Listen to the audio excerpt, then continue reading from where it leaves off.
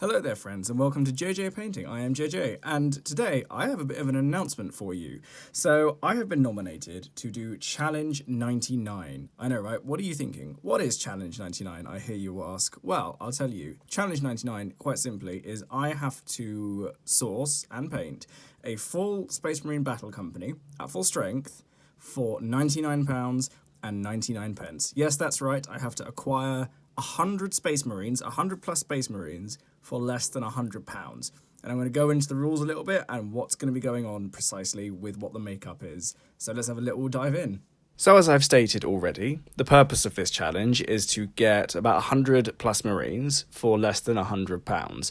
Now, like I said, this is a full Space Marine battle company, and I will be adhering to what they are in the codex, because this has always been a very nice little bit of story blending and gameplay blending, in my opinion, because I remember when they used to be sold in one big box, that was quite a good time. So I thought this would be a good opportunity to see what the pricing is like these days. Now, just to give you a quick rundown of what's in a battle company, a battle company's organisation is made up of one captain, one command squad, normally, 6 battle line squads, 2 close support squads, and 2 fire support squads.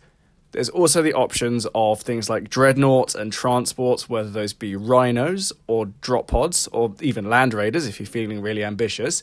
But I'm just going for the core units here. So the battle line units, the close support units, and the fire support units, and the captain. I'm not going to go for the transports and the dreadnoughts because that would be unrealistic, to be honest with you, to attain.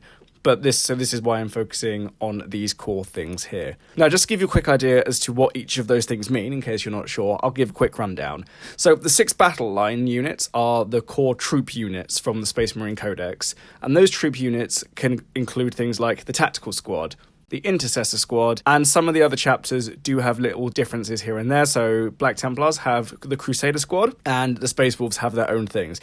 And we'll be getting to things like that in a little bit. The close support section has assault squads, biker squads, inceptor squads, outrider squads, and I believe the Centurion assault squad. So as you can see, there's lots of options here, but I only need 2, which is a good thing. So that might be 2 assault squads, 1 bike squad, 1 assault squad, that sort of thing.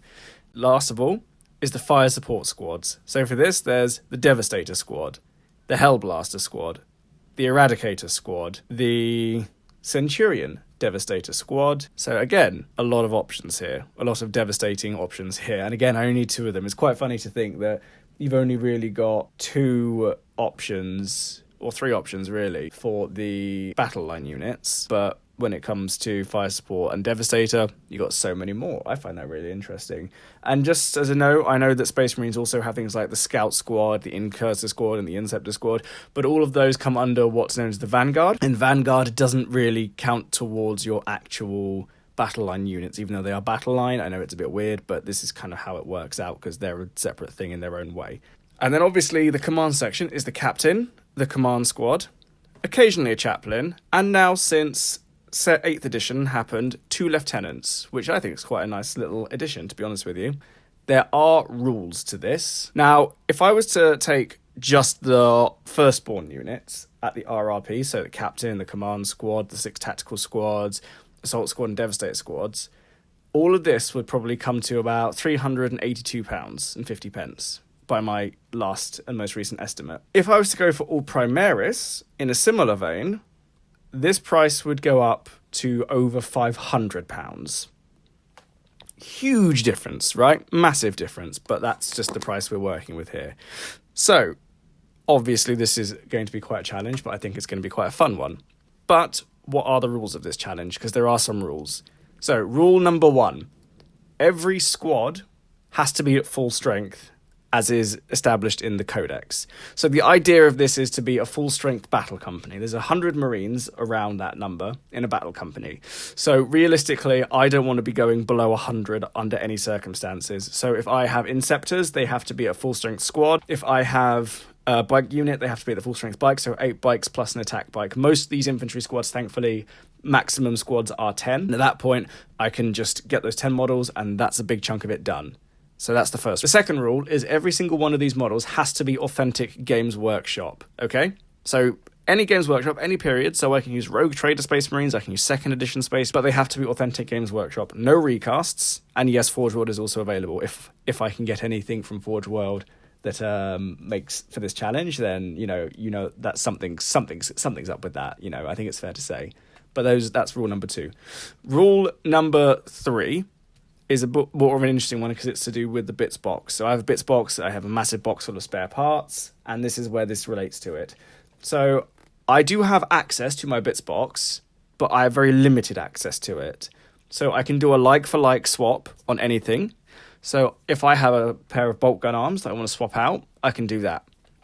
If I want to change a bolt gun, I can change that.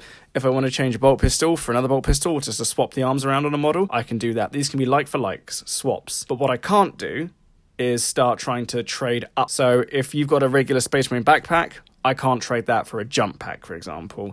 If there is a chainsword, I can't swap the chainsword for a thunder hammer, for example, because that would make some of this stuff way too easy all of a sudden. The only exception to that is for the captain model. That's the only thing I can do. I can use my bits box to customize the captain and the lieutenants, but nothing else. Everything else I have to be able to get separately. Okay? And then what can I use from my bits box? So this is all just replacements so far. But what I can do is I can have the equivalent of 1 Space Marine entirely from my bits box. So if I'm down 1 model in 1 squad, I can use my bits box to construct that 1 model and nothing else. So I can't build an entire squad out of my bits box. I can't, do fill up spaces in every unit. I can have 1 model, 1 Space Marine out of my bits box to do that. And that, interestingly enough, can't be something from one of the command units. So it has to be just a regular battle line troop. So this is where things get really interesting, okay? Brilliant. So that's rule number 3. And then rule number 4 is no freebies. So everything has to be purchased. So even if it is just a penny, I still have to pay for it. If someone wants to give me 50 Space Marines for a penny, I'm not going to say no. I'll be happy with that. But everything has to be paid for. So I can't do any freebies, nothing like that. And the last rule, number 5, paints, glues, and sprays, they don't count towards it. So that sort of stuff doesn't count towards it. We're just looking at the models here at the moment. Because obviously painting varies from person to person. So I might want to do this and I might want to go all out on this battle company. Someone else might do it and they just might want to do a simple base coat and a wash and that'll be it. So that's why this rule is a little bit more flexible. So I can just do what I want when I get these models in. Okay? Brilliant. Okay. So now we know the rules. Now we know what's going into a battle company, and now we know precisely who we are and where we all stand. It's actually quite early in the morning at the time of filming this, but that's fine. So this is where I need you. I need to decide a chapter to paint for this battle company, and that's where you come in. Comment below. Tell me what you want to see me paint, whichever chapter that is. So it can be Ultramarines, Imperial Fists, Hammers of Dawn, Revilers, Blackguard, any other number of chapters, maybe even one of the pre-heresy legions in this colour, just for the laugh. So World Eaters, Word Bearers, Emperor's Children, Death Guard, Sons of Horus. Send me your suggestions. However, there is a quick note I will say for a couple of chapters here.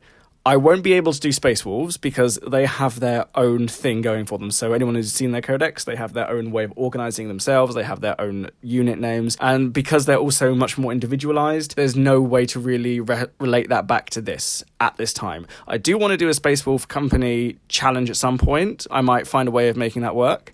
But for now, I will only be taking suggestions for the chapters who have actual codex structure that I can follow. So as a result, I won't be doing Black Templars either. Sadly. I know, I quite like Templars too, but unfortunately we will not be doing them at this time. I am allowing Salamanders because they're a bit different, and I am allowing things like Dark Angels as suggestions as well, but Space Wolves and Black Templars, not today, unfortunately.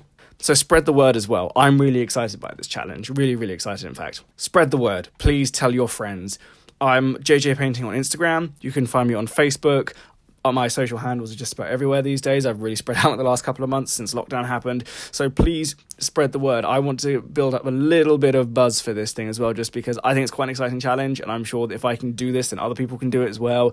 It's going to be a lot of fun. And I'm really looking forward to getting started. So now you know the challenge 99. I'm looking forward to getting started, and I will keep posting on here. So like and subscribe and hit that bell button to keep up to date with me and this challenge as it goes.